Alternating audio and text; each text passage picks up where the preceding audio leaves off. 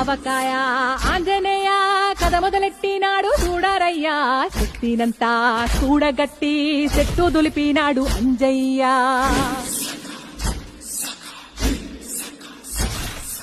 ఎర్ర ఛాయ కోటి అవతార వెంటమాయ కత్తి సేత పట్టకుండా కాయ కోసినాడు కపిలయ్యా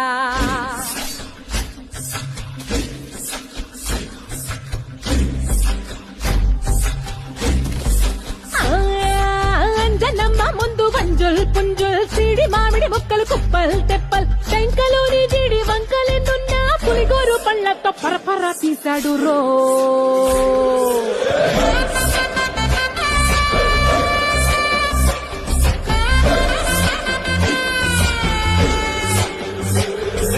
పక్కవాటం లెక్క సైక